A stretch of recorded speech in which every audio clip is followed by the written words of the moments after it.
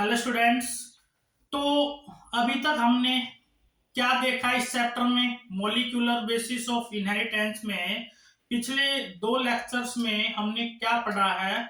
सिर्फ हमने पढ़ा है कि न्यूक्लिक एसिड क्या है, कैसे बनता है, डीएनए की क्या मोनोमर यूनिट्स हैं, ठीक है, कैसे हम number of phosphodiester bonds calculate कर सकते हैं।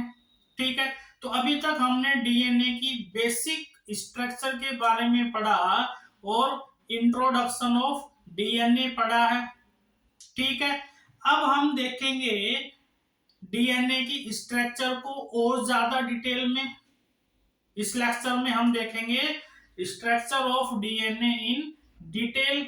ओके, तो जैसा कि वाटसन एंड क्रिक ने डीएनए का डबल हेलिकल मॉडल दिया था, वो ही आज हम एक्सप्लेन करेंगे। ओके, तो लास्ट लेक्चर में क्या बताया था? मैंने ये बताया था कि जो डीएनए होता है वो डबल स्ट्रैंडेड होता है। दोनों स्ट्रैंड डीएनए की एंटी पैरेलल चलती हैं, मतलब कि direction of both strands are opposite to each other. अगर एक स्ट्रैंड की डायरेक्शन 3 प्राइम टू 5 प्राइम है तो दूसरे स्ट्रैंड की डायरेक्शन 5 प्राइम टू 3 प्राइम होगी। ठीक है, और ये 5 प्राइम 3 प्राइम इनका क्या मतलब है वो भी हम पढ़ चुके कि 3 प्राइम पे कौन सा फंक्शनल ग्रुप मिलेगा, 5 प्राइम पे कौन सा फंक्शनल ग्रुप मिलेगा, वो भी हम लास्ट लेक्चर में पढ़ चुके। ठीक है, अब इसके आगे देखते हैं हम डीएनए की स्ट्रक्चर को। तो जैसा कि हमें पता है कि डीएनए जो है वो डबल स्ट्रैंडेड मॉलिक्यूल है। DNA is A double stranded molecule. Clear? अगर एक स्ट्रैंड की डायरेक्शन 3 प्राइम टू 5 प्राइम है तो दूसरे स्ट्रैंड की जो डायरेक्शन होगी वो 5 प्राइम टू 3 प्राइम होगी। ये हम पढ़ चुके। अब यहाँ पे जो इम्पोर्टेंट बात है वो क्या कि ये जो यहां से यहां तक जो लेंथ है डीएनए की, यहां से यहां तक जो लेंथ है इसको हम क्या बोलेंगे? 1 टर्न ऑफ डीएनए, और it is the length of 1 turn of DNA. ठीक है, हम इसको कैसे समझ सकते हैं? अगर सपोज करो कि ये जो डीएनए की स्ट्रैंड है इसको हम अगर कंप्लीट कर दें तो यहाँ पे एक सर्कल बनेगा, ऐसे ही इस स्ट्रैंड ने भी एक सर्कल बनाएगा। ठीक है, इसीलिए हम बोल सकते हैं कि यहाँ पे डीएनए का एक टर्न पूरा हो गया। इसीलिए हम यहाँ पे बोलते हैं कि it is the length of 1 turn of DNA, यहां से यहां तक। और इसी को हम पिच ऑफ डीएनए भी बोलते हैं।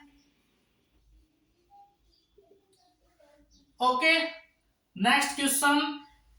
इतने लंबे डीएनए में कितने न्यूक्लियोटाइड्स अरेंज करते हैं अपने आप को? तो इतने लंबे डीएनए में 10 न्यूक्लियोटाइड्स इस स्ट्रैंड पे मिलेंगे, 10 न्यूक्लियोटाइड्स इस स्ट्रैंड पे मिलेंगे। तो मतलब यहाँ पे दो न्यूक्लियोटाइड आपस में मिलके एक बेस पेयर बनाएंगे। तो total number of base pair कितने हो जाएंगे यहाँ पे? 10। ओके, 1 2 3 4 5 6 7 8 9 10। ओके, तो इतने लंबे डीएनए में 10 nitrogen base pair are found. Clear? तो यहाँ पे हमारे पास एक फॉर्मूला निकल के आता है, उसी फॉर्मूले के ऊपर एग्जाम में बहुत सारे क्वेश्चंस पूछे जाते हैं। नेट एग्जाम में क्या फॉर्मूला निकल के आता है? तो हमें पता है कि डीएनए की जो 1 टर्न की लेंथ है ये फिक्स होती है, या फिर जो पिच ऑफ डीएनए है ये कितनी होती है, 3.4 नैनोमीटर। ठीक है, अब इतने 3.4 nanometre length of DNA having 10 base pair, यही हमारे पास एक फॉर्मूला आएगा। तो क्या बोल सकते हैं हम कि 3.4 nanometre length of DNA is having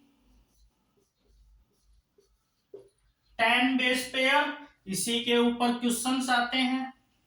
for example, क्योंकि मैंने इस कंसेप्ट के ऊपर बहुत सारे क्वेश्चंस डाले हुए हैं, अपने चैनल पे बहुत सारे वीडियोस बनाए हुए हैं जेनेटिक्स के क्वेश्चन पे।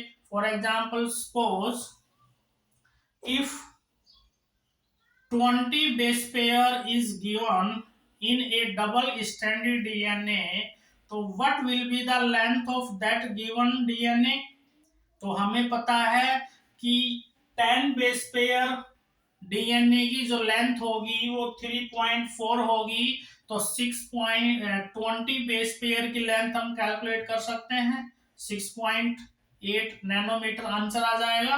ठीक है, ऐसे ही क्वेश्चन यहाँ पे पूछे गए हैं, तो मैंने बहुत सारे क्वेश्चन सोल्व किए हुए हैं, काफी वीडियोस डाले हुए हैं इस कंसेप्ट के ऊपर, तो आप वहां से जाके देख सकते हो, जिसका लिंक मैं डिस्क्रिप्शन में भी दूंगा। ठीक है, तो आगे बात करते हैं। अब यहाँ पे 1 टर्न ऑफ डीएनए की लेंथ हमें पता है 3.4 नैनोमीटर, हमें पता है कितने बेस पेयर आएंगे इसके अंदर, 10 बेस पेयर आएंगे। 10 बेस पेयर बोले तो 20 न्यूक्लियोटाइड्स होंगे। क्लियर। नेक्स्ट पॉइंट की हम बात करते हैं। यहाँ पे ये जो डायमीटर है हमारा डीएनए का वो हो जाएगा 20 एंगस्ट्रॉम। तो हमारा डायमीटर ऑफ डीएनए कितना होता है, 20 एंगस्ट्रॉम, जो कि कांस्टेंट रहेगा through out the length of DNA, क्योंकि मैंने बताया हुआ है कि जो डीएनए की दो स्ट्रैंड है उनके बीच की जो विड्थ है वो कांस्टेंट रहती है, इक्वल रहती है, वेरी नहीं करती है। क्यों? इसका आंसर हमें पता है कि भैया सिर्फ इसके बीच में हाइड्रोजन बॉन्ड ही होते हैं। ठीक है, तो डायमीटर आ जाएगा हमारे पास 20 एंगस्ट्रॉम। क्लियर। अब यहाँ पे एक और इंपॉर्टेंट बात आती है कि जो 10 बेस पेयर के बीच की जो डिस्टेंस है वो 3.4 नैनोमीटर है, तो इससे हम क्या कैलकुलेट कर सकते हैं, दो बेस पेयर के बीच की डिस्टेंस कैलकुलेट कर सकते हैं। मतलब हम दो न्यूक्लियोटाइड के बीच की डिस्टेंस भी कैलकुलेट कर सकते हैं। कैसे कर सकते हैं? हमें पता है कि 10 बेस पेयर की जो डिस्टेंस है वो 3.4 नैनोमीटर दिया हुआ है। 1 बेस पेयर के बीच में जो डिस्टेंस हो जाएगी वो 3.4 by 10 is equal to 0.34 nanometre. तो हम क्या बोल सकते हैं कि distance between two base pair will be 0.34 nanometre. और इसी को हम क्या बोलते हैं, axial rise. What is axial rise? It is the distance between two base pair or two nucleotides. Clear. तो अभी तक हमने तीन बातें पढ़ी हैं। 1 pitch of DNA, second diameter of DNA, third axial rise of DNA. Clear. अब next thing, अब एक बात और इम्पोर्टेंट है यहाँ पे, क्या कि ये जो डीएनए है ये अपने एक्सिस से टिल्टेड रहता है, मतलब कि ये अपने एक्सिस से थोड़ा सा डाइवर्जेंस शो करता है, ये अपने एक्सिस से थोड़ा बेंडिंग रहता है, बेंड करके रहता है, बिल्कुल ऐसे स्ट्रेट नहीं रहता, बेंडिंग रहता है। मतलब सपोज करो ये इस एक्सिस है और ये डबल स्टैंडर्ड डीएनए है, तो ये अपने एक्सिस से यहाँ पे एंगल बनाता है, इस एंगल को ही हम एंगुलर डाइवर्जेंस बोलते हैं, जो कि हमारे पास आएगा 36 डिग्री। ओके, तो यहां पे fourth point angular divergence of DNA वो हमारे पास आ जाएगा 36 डिग्री का। इसको हम कैलकुलेट भी कर सकते हैं 360/10। ठीक है, यहाँ पे जो एंगल बनेगा वो 360 का बनेगा, इस 360 के एंगल में 10 बेस पेयर हैं, तो 360/10, तो हमारे पास एंगुलर डाइवर्जेंस आ जाएगा 36 degree. Okay, clear. Next point, अब यहाँ पे जो डीएनए की दो स्ट्रैंड है वो आपस में कनेक्टेड होती है हाइड्रोजन बॉन्ड से, एक स्ट्रैंड का नाइट्रोजन बेस दूसरे स्ट्रैंड के नाइट्रोजन बेस से कनेक्टेड रहता है with the help of hydrogen bond. ठीक है, तो देखते हैं कि वो हाइड्रोजन बॉन्ड किन किन नाइट्रोजन बेसिस के बीच में बनते हैं। ठीक है, तो नेक्स्ट पॉइंट हमारा आ जाएगा यहाँ पे बेस पेयरिंग। तो डीएनए में जो बेस पेयरिंग है वो कैसे होती है,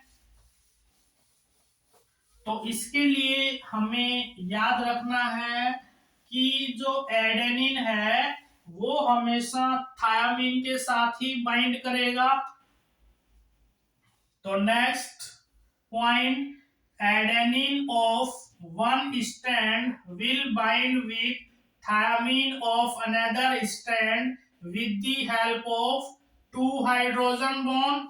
मतलब जो adenine always bind with thymine, adenine हमेशा थायमिन के साथ ही बाइंड करेगा या फिर थायमिन हमेशा एडेनिन के साथ ही बाइंड करेगा। ठीक है, with the help of two hydrogen bonds. Important question. Next, अगर एक स्ट्रैंड पे गुआनिन है तो गुआनिन हमेशा बाइंड करेगा from cytosine with the help of 3 hydrogen bond. Guanine और साइटोसिन के बीच में हमेशा 3 हाइड्रोजन बॉन्ड मिलेंगे। ठीक है, इसका मतलब क्या, अगर कोई हाइपोथेटिकल क्वेश्चन पूछे कि बताओ भैया हमारे पास 2 डीएनए के मॉलिक्यूल्स दिए हुए हैं, एक डीएनए का मॉलिक्यूल ऐसा है जिसमें एडेनिन थायमिन बेसिस ज्यादा है as compare to guanine cytosine, दूसरा डीएनए का मॉलिक्यूल ऐसा है जिसमें गुआनिन साइटोसिन ज्यादा है as compare to adenine thymine. Clear. तो अगर इन दोनों डीएनए की स्ट्रैंड को अलग अलग करना है, सेपरेट करना है, तो किस डीएनए के मॉलिक्यूल को ज्यादा एनर्जी देनी पड़ेगी। ठीक है, किसको देनी पड़ेगी, अपने को पता है भैया कि अगर किसी डीएनए में गुआनिन साइटोसिन ज्यादा है मतलब उसमें number of hydrogen bonds will be greater than adenine thymine. ठीक है, तो ज्यादा हाइड्रोजन बॉन्ड को ब्रेक करने के लिए ज्यादा एनर्जी की जरूरत पड़ेगी। इसका मतलब क्या कि जिस किसी भी डीएनए में गुआनिन साइटोसिन ज्यादा होंगे as compare to adenine thymine, उसी को ज्यादा एनर्जी देनी पड़ेगी ब्रेक करने के लिए। ठीक है, और ये हाइड्रोजन बॉन्ड वगैरह हम कैसे कैलकुलेट करते हैं ये भी मैंने अपने काफी सारे वीडियोस में डाला हुआ है, बहुत सारे न्यूमेरिकल्स करवाए हुए हैं इस कंसेप्ट के ऊपर, तो उसके लिंक भी मैं अपने डिस्क्रिप्शन में डाल दूंगा। ठीक है, वहां से भी चेक कर सकते हैं। उन क्वेश्चंस को, क्योंकि वेरी इंपॉर्टेंट क्वेश्चन है, कभी भी नीट एग्जाम में आ सकते हैं। ठीक है, क्लियर। तो अब नेक्स्ट इंपॉर्टेंट क्वेश्चन, पहले कभी एआईपीएमटी में ऐसे क्वेश्चन पूछे गए थे कि अगर मान लो डीएनए भी डबल स्टैंडर्ड मॉलिक्यूल, ठीक है, और डीएनए को हम कंपेयर करते हैं एक लैडर से, जैसे कि ये मैंने बनाई है एक लैडर,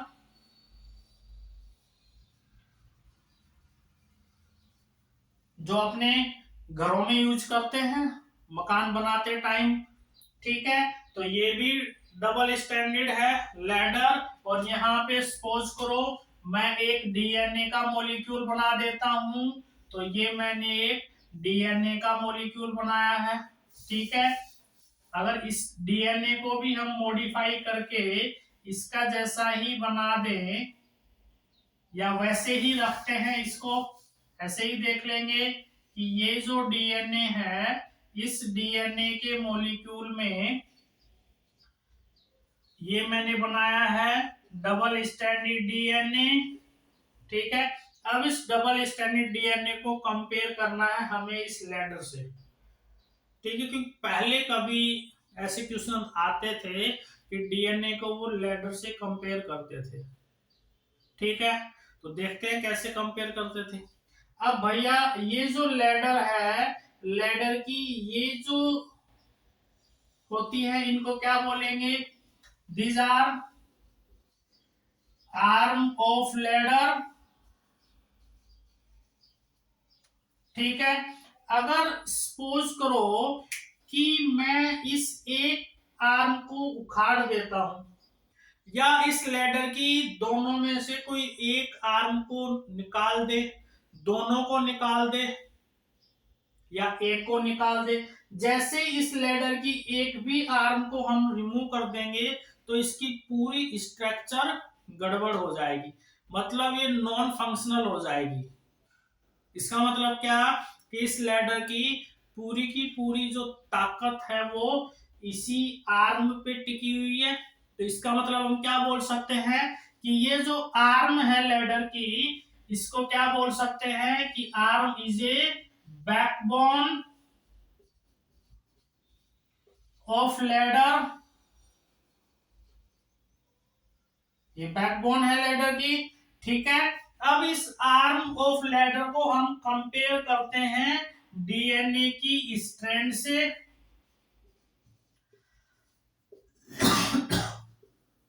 स्ट्रैंड ऑफ डीएनए।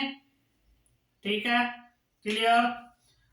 तो ये जो स्ट्रैंड है, अगर मान लो डीएनए की ये स्ट्रैंड भी खत्म हो गई तो भी डीएनए की पूरी स्ट्रक्चर गड़बड़ हो जाएगी।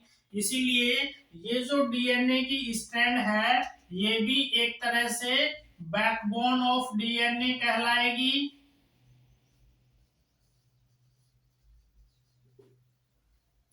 Backbone of DNA, clear. अब यहाँ पे क्वेश्चन क्या पूछा जाता है, क्योंकि हमें पता है कि डीएनए की complete structure is formed by nucleotides, and nucleotides have 3 component. तो क्वेश्चन ये पूछा जाता है कि ये जो बैकबोन ऑफ डीएनए है, स्ट्रैंड ऑफ डीएनए है, इसको कौन कौन से कंपोनेंट मिलके बनाते हैं न्यूक्लियोटाइड के। तो हमें पता है कि भैया ये जो बैकबोन ऑफ डीएनए है, स्ट्रैंड ऑफ डीएनए है, ये मेजर टिकी होती है फॉस्फोडाइस्टर बॉन्ड पे। ठीक है, तो न्यूक्लियोटाइड के जो 2 कंपोनेंट जिनके बीच में फॉस्फोडाइस्टर बॉन्ड बनता है, वही डीएनए की बैकबोन बनाने में हेल्प करेंगे। तो जो फॉस्फोडाइस्टर बॉन्ड बनता है वो pentose sugar and phosphate group. ठीक है, इनका मेजर रोल होता है फॉस्फोडाइस्टर बॉन्ड बनाने में। तो इसका मतलब क्या कि जो बैकबोन ऑफ डीएनए है, it is formed by pentose sugar and phosphate group, very very important question.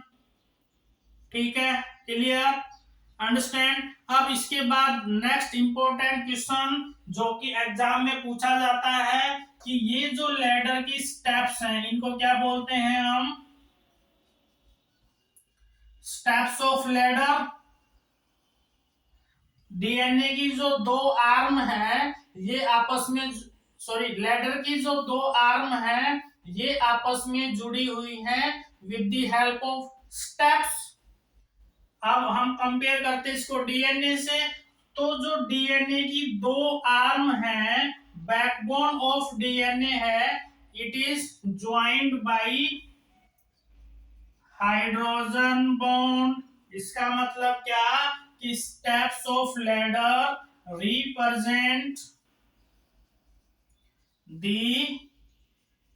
Hydrogen bond in double stranded DNA. Clear. तो भैया पहले कभी हाइपोथेटिकल क्वेश्चन पूछ लेते थे कि arm of ladder is formed by, option में दे देता था pentose sugar and phosphate group. Steps of ladder represents hydrogen bond of DNA. Simple से क्वेश्चन है, कंसेप्चुअल क्वेश्चन है। ठीक है, हमें पता होना चाहिए, एक्स्ट्रा नॉलेज है। तो ये था डीएनए की स्ट्रक्चर। ठीक है, समझ में आ गई बात। अब ये जितने भी पॉइंट्स के बारे में हमने पढ़ा है इन सब पॉइंट्स को एक्सप्लेन किया था वाटसन एंड क्रिक ने, और उन्होंने इसका नाम दिया था double helical model of DNA. तो भैया हमने ये सारा क्या एक्सप्लेन किया है, हमने ये सारा एक्सप्लेन किया है double helical model of DNA.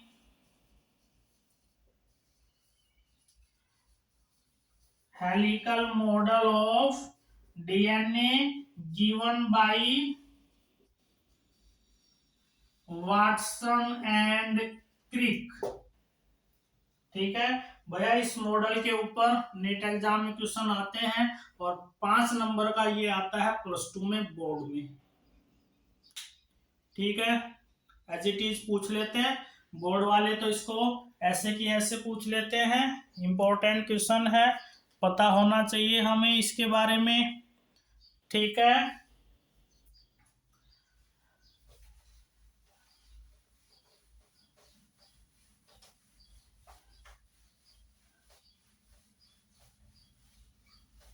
अब इसके बाद ये हमने पढ़ा डीएनए की स्ट्रक्चर के बारे में। अब यहाँ पे एक दो क्वेश्चन देख लेते हैं जो नीट एग्जाम में आए हुए हैं, एनसीईआरटी में दिए हुए हैं। तो यहाँ पे कुछ एग्जाम्पल्स दिए हुए हैं कि किस ऑर्गेनिज्म में कितना लंबा डीएनए होता है, लेंथ ऑफ डीएनए क्या है। ठीक है, जैसे ह्यूमन बींग्स का दिया हुआ है इन हैप्लॉइड कंटेंट। तो हमारे जो हैप्लॉइड जीनोम होता है एन, उसमें जो हमारा डीएनए होता है वो 3.3 इंटू 10⁹ बेस पेयर होता है। ऐसे ही एनसीईआरटी में 3-4 एग्जांपल्स दिए हुए हैं, तो उन्हीं को हम देखेंगे पहले। ओके, तो आते हैं भैया, ये एग्जाम्पल्स इंपॉर्टेंट हैं, एज इट इज एग्जाम में आ सकते हैं कि हैप्लॉइड कंटेंट ऑफ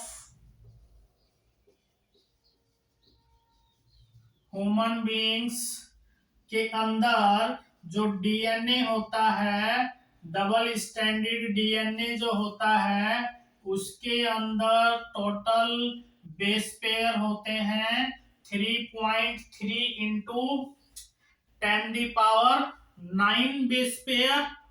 ओके, अगर यही हमें कैलकुलेट करना है फॉर ए डिप्लॉइड कंटेंट, तो फॉर ए डिप्लॉयड कंटेंट, तो यहाँ पे जो हमारा डीएनए होगा वो डबल हो जाएगा, 2n हो जाएगा। तो 6.6 इंटू 10⁹ बेस पेयर हो जाएगा। ठीक है। नेक्स्ट एग्जांपल जो यहाँ पे दिया हुआ है वो दिया हुआ है, एक बैक्टीरियोफेज है,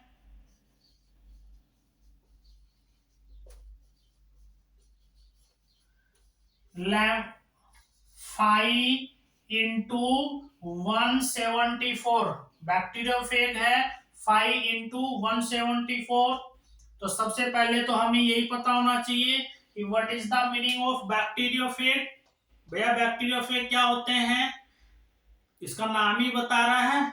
bacterio means bacteria, fag means जो खा जाए, डाइजेस्ट कर दे, ऐसे ऑर्गेनिज्म जो बैक्टीरिया को डाइजेस्ट कर दे या बैक्टीरिया को बीमारी कर दे, तो क्या होते हैं बैक्टीरियोफेज? सच वायरसेस विच इन्फेक्ट दी बैक्टीरिया। भैया इस धरती पे बैक्टीरिया सभी को बीमारी पैदा कर सकते हैं, लेकिन इस धरती पे एक ऐसा और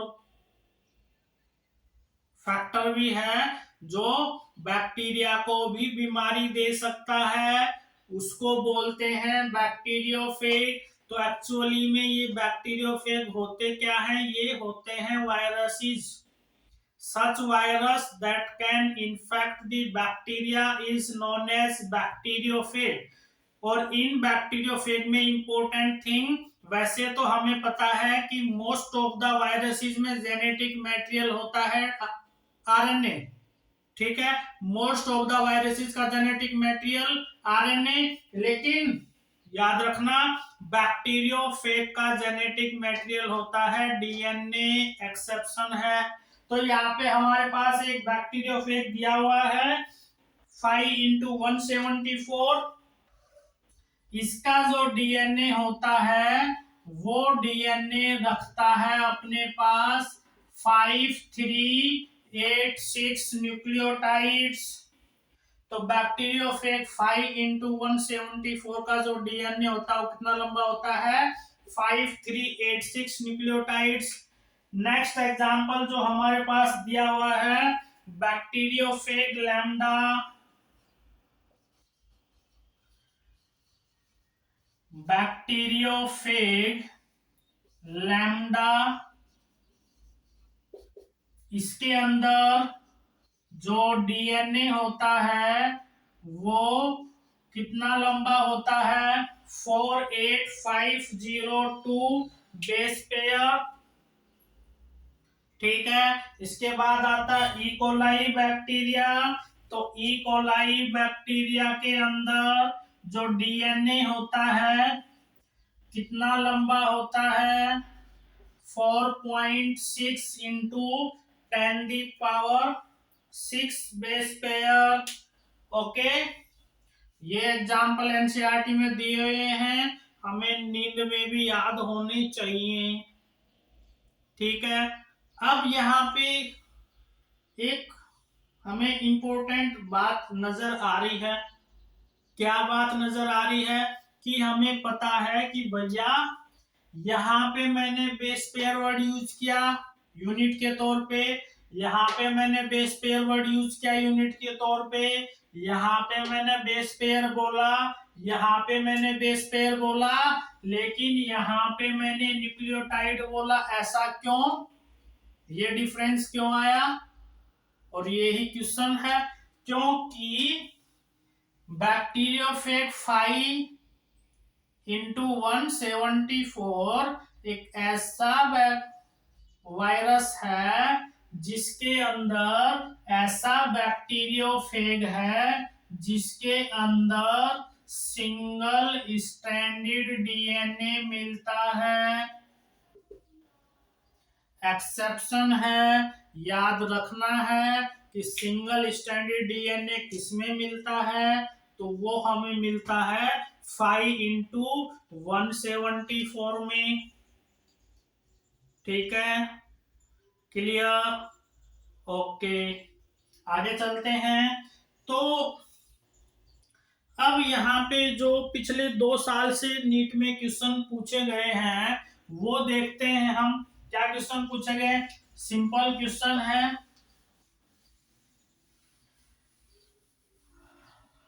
अब यहाँ पे हमारे पास क्या दिया हुआ है? बेस पेयर दिया हुआ है, लेंथ कैलकुलेट करनी है और मीटर में आंसर बताना है। कैसे कैलकुलेट कर सकते हैं? तो उसके लिए हमें एक फॉर्मूला पता है कि भैया 10 base pair is equal to 3.4 nanometre. One turn of DNA having 10 base pair that is pitch of DNA. और हमें दिया है कितने? 6.6 इंटू 10⁹ बेस पेयर। ठीक है, कर लेते हैं इसको सोल्व। इजी क्वेश्चन है। 10 base pair is equal to 3.4 nanometre. Answer हमें मीटर में कैलकुलेट करना है, तो नैनोमीटर को मीटर में कन्वर्ट कर लेंगे। कैसे? हमें पता है 1 nanometre is equal to 10⁻⁹ metre. 1 angstrom is equal to 10⁻⁻10 metre. 1 millimetre is equal to 10⁻³ metre. 1 micrometre is equal to 10⁻⁻6 metre. ठीक है, तो इस यहाँ पे हमें नैनोमीटर में दिया हुआ है, convert it into metre, 10⁻⁹ metre हो जाएगा।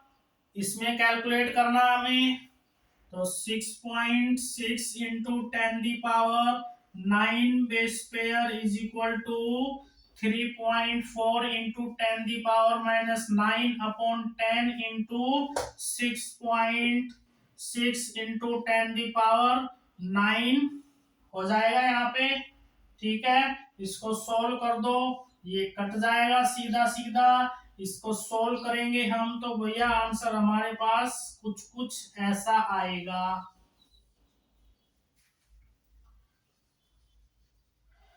यही नीट एग्जाम में सॉरी यहाँ पे सोल्व करेंगे तो हमारे पास आंसर आएगा 2.2 मीटर। ये नीट एग्जाम में पूछा गया है। ठीक है, अगर मान लो यही हमें कैलकुलेट करना है हैप्लॉइड कंटेंट के लिए, तो हैप्लॉइड कंटेंट के लिए कितना आ जाएगा? 1.1 मीटर। ये भी एग्जाम में पूछा गया है, हमारी एनसीईआरटी बुक में भी दिया हुआ है। लेकिन भैया वहां पे इसको कैलकुलेट किया गया है, यहाँ पे डायरेक्ट 6.6 इंटू 10⁻⁹ को डायरेक्ट मल्टीप्लाई किया हुआ है एक्सियल राइट से, 0.34 से मल्टीप्लाई किया हुआ है। वो एक ही बात है, कैसे ही निकाल लो, चाहे ऐसे निकाल लो, इस 10 को हटाओगे तो ये भी 0.34 आ जाएगा। चाहे एक्सियल राइट से निकाल लो या ऐसे निकाल लो, आंसर सेम आएगा दोनों तरह से। ठीक है, लेकिन यहाँ पे गड़बड़ है।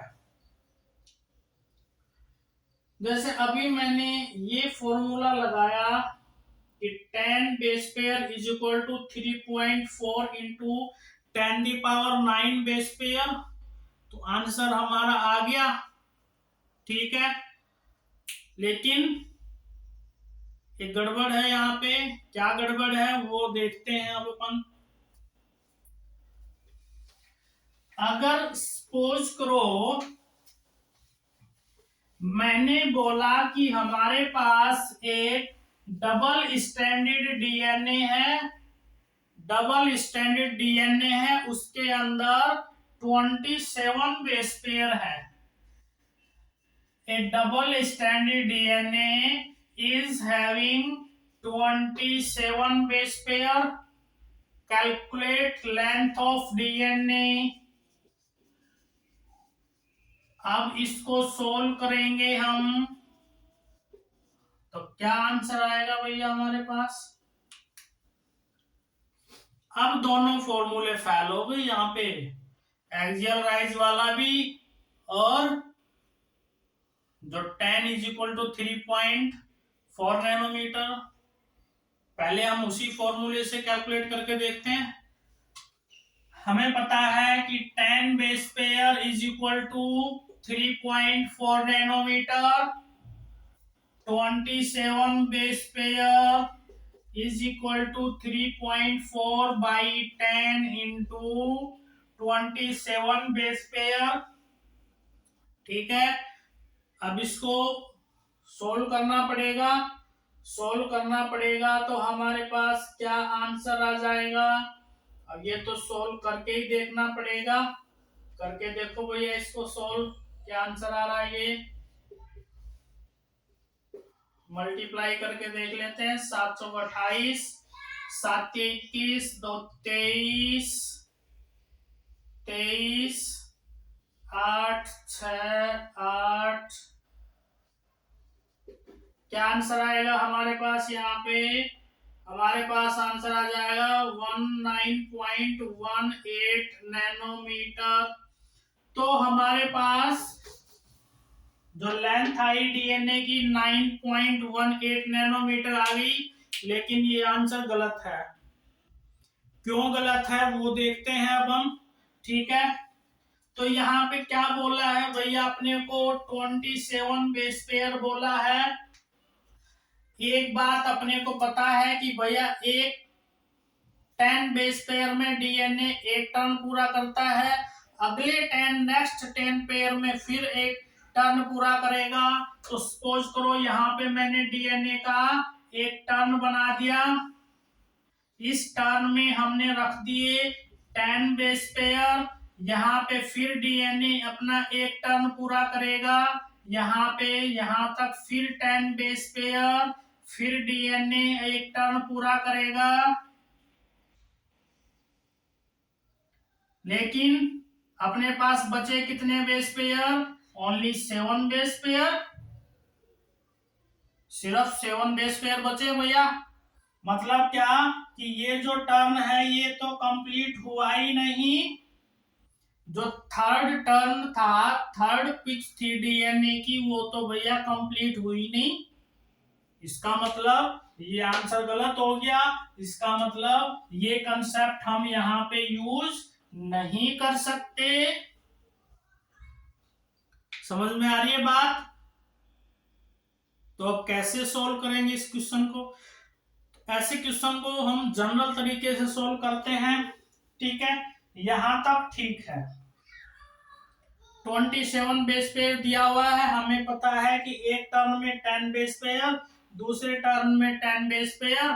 तो वन टर्न की लेंथ हमें पता है कि 3.4 नैनोमीटर, यहाँ पे भी 3.4 नैनोमीटर हो जाएगी। तो ये टोटल कितनी हो जाएगी, 6.8 नैनोमीटर। बच गया कितना, 7 बेस पेयर। तो 7 बेस पेयर की लेंथ और कैलकुलेट कर लो। यहाँ पे देखते हैं, अगर मैं 7 बेस पेयर लिखता हूं यहाँ पे 1 2 3 4 5 6 7। ठीक है, 7 बेस पेयर हो गए। 2 बेस पेयर के बीच में डिस्टेंस हमें पता है, इसी को हम एक्सियल राइज बोलते हैं। 2 बेस पेयर के बीच की डिस्टेंस पता है, जिसको एक्सियल राइज बोलते हैं। तो एक एक्सियल राइज ये हो गया, एक ये हो जाएगा, एक ये, एक ये, एक ये, एक ये। टोटल कितने एक्सियल राइज आएंगे हमारे पास, 1 2 3 4 5 6। अगर 7 बेस पेयर हैं तो हमारे पास टोटल 6 एक्सियल राइज आएंगे। तो यहाँ पे इसको मल्टीप्लाई कर दो 6 से। क्या आंसर क्या आएगा यहाँ पे, ये हमारे पास आ जाएगा 2.04। ओके, 2.04 आएगा ये यहाँ पे। ठीक है, तो जो रिमेनिंग 7 पेयर बच गए थे उनकी लेंथ हमारे पास क्या आई है, 2.04 नैनोमीटर, तो टोटल लेंथ यहां से यहां तक क्या हो जाएगी 6.8 प्लस 2.04 नैनोमीटर। तो हमारे पास आंसर आ जाएगा यहाँ पे, इसको ऐड कर देंगे तो हमारे पास आंसर आ जाएगा यहाँ पे 6.84 नैनोमीटर। समझ में आई बात? ठीक है। या हम इस क्वेश्चन को डायरेक्ट भी सोल्व कर सकते थे। कैसे डायरेक्ट हम सोल्व कर सकते हैं इस क्वेश्चन को कि भैया 27 जो बेस पेयर है इसमें से -1 कर दो, 26 इंटू एक्सियल राइट से इसको मल्टीप्लाई कर दो, तो हमारे पास यही आंसर आ जाएगा। क्योंकि ये -1 क्यों किया, हमने यहाँ पे देखा है 7 न्यूक्लियोटाइड थे, 7 बेस पेयर थे, लेकिन एक्सियल राइज उनके बीच में 6 ही थे, इसलिए -1 करना पड़ा। ठीक है, तो सिंपल सी बात है भैया कि ये फॉर्मूले कब लगेंगे कब नहीं लगेंगे वो देख लेते हैं एक बार, अदरवाइज हम कंफ्यूज हो जाएंगे फिर।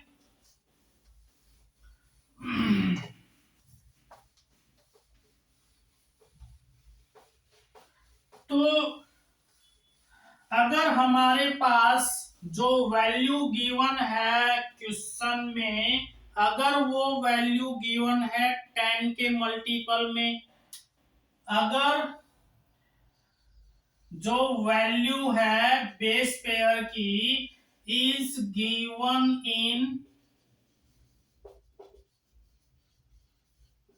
मल्टीपल ऑफ 10, तो हम ये फॉर्मूला हम डायरेक्ट अप्लाई कर सकते हैं।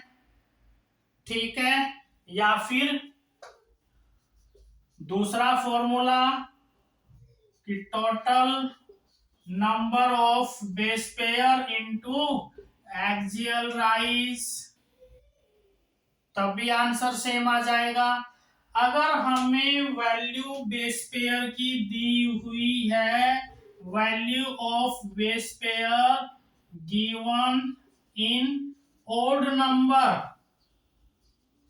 ओड नंबर बोले तो जैसे 27, 21, 13, 17 एटसेट्रा, अगर हमें ये बेस पेयर की वैल्यू दी हुई है तो हमारे पास फॉर्मूला डायरेक्ट लगेगा यहाँ पे,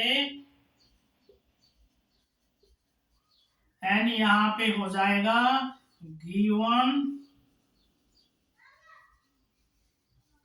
number of base pair that is odd digit.